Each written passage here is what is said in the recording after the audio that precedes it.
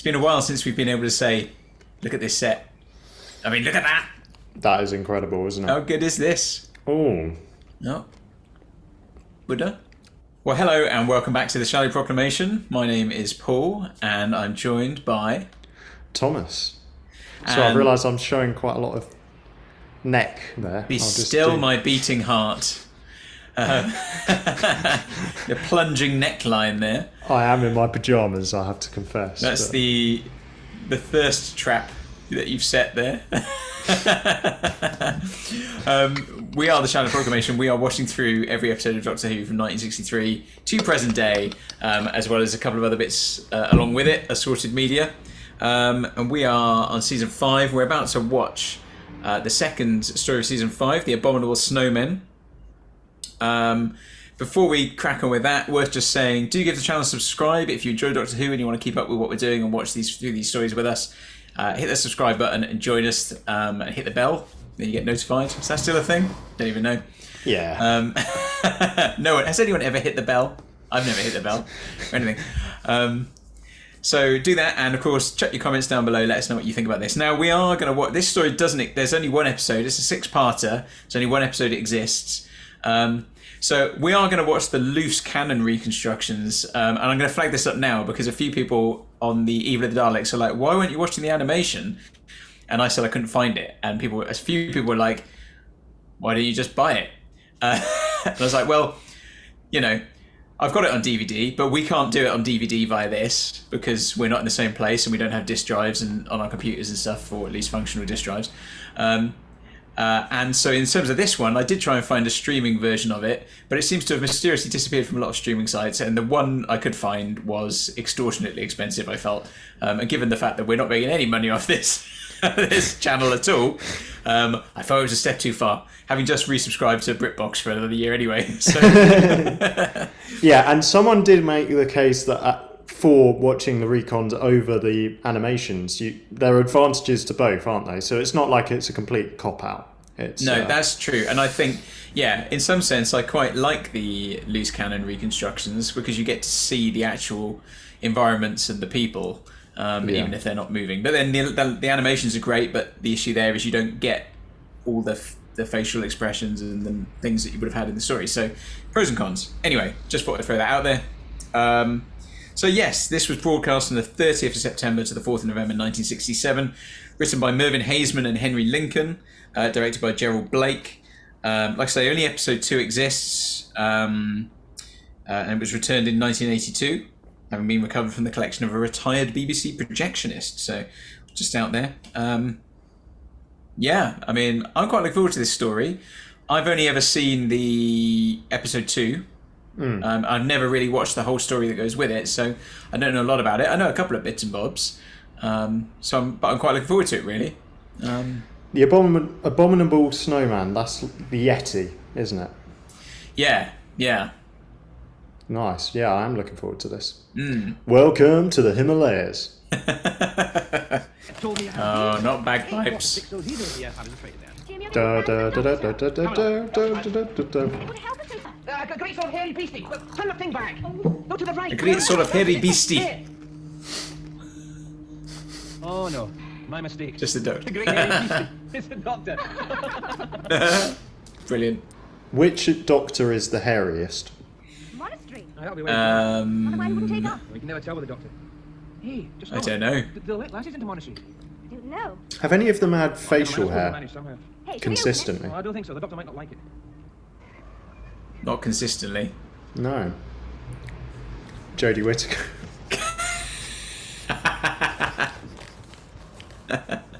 Oh, what is that? I'm guessing it's an abominable snowman.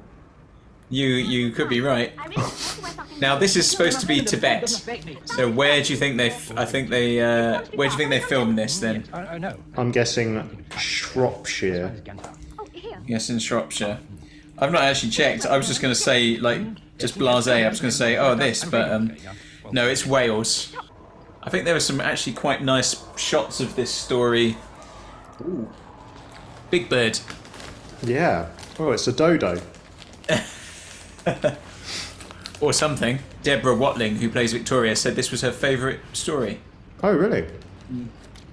that she's been in, or period? Well, I think to be in, I guess. Come on, it's a marble. Yeah. I'm not aware of what she said about other stories.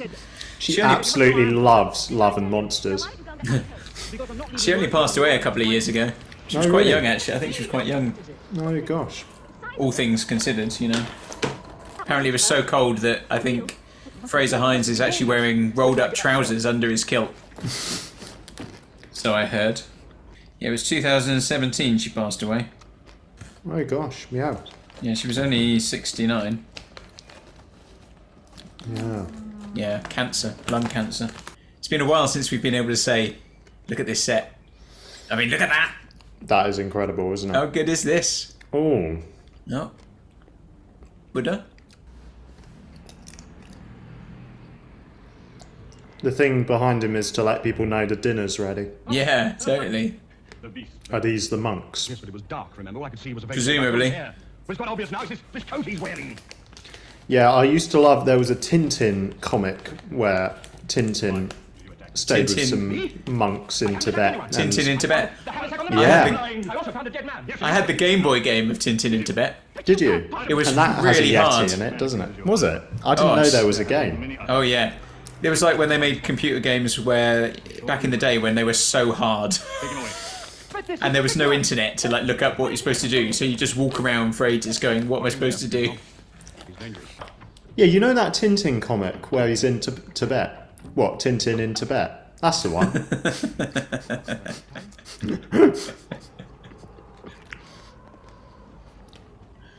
That is a stunning rock face, isn't it?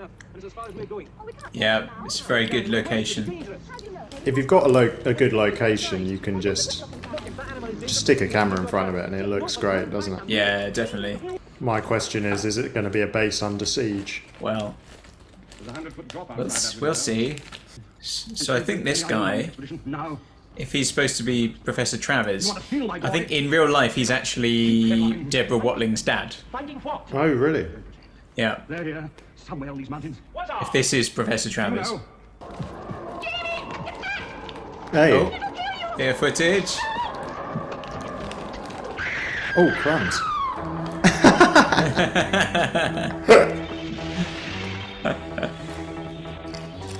Great. I thought that was really good, actually. Yeah, me too. It's ambitious to set something in Tibet. Yeah. You kind of believed it, though, didn't you? Like the monks and the big Buddha, and yeah, a lot going on. Yeah, I didn't have any problem believing that Wales could pass for Tibet. In fairness, man- maybe my lack of knowledge of what Tibet looks like, Yeah. maybe behind that. So, but yeah, I think it's really good. And the Tibetan monastery, the set looks beautiful. I'm looking forward to seeing that in the second episode because obviously we can watch this one in full now. Just a good start. It's Yeah, All I seems think to be on front the Yeti is an interesting because it's obviously drawing on folklore in a sense that already exists. So we already have a concept of a Yeti. So I quite like it when Doctor Who does that. Kind of a bit like the Tooth and Claw. yes, You know, taking the werewolf, or you know, you could do a Doctor Who episode about the Loch Ness monster if that hasn't already been done, or the Beast of Bodmin Moor. You know, these kind of monsters that. Oh, and there's a slight sense of maybe that something like that does actually exist somewhere. Yeah. You know what they'd do nowadays, though, if they were telling this story? The twist would be that it turns out the Yeti are just misunderstood. Didn't get enough hugs as a kid. Yeah. And the fact you call them an abominable snowman, I mean, that's just starting off on a bad foot, isn't it? You call him abominable. Why am I an abomination? You know, that's just that's not going to help their self-esteem. No, it's not starting off on a bad foot, but it's starting off on a big foot. Bigfoot. Hey! Sorry. Yeah, if you think that's the end of the puns, it's not over yet.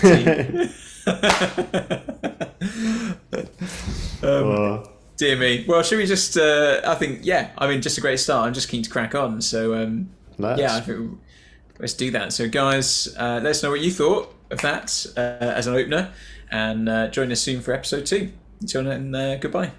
Goodbye.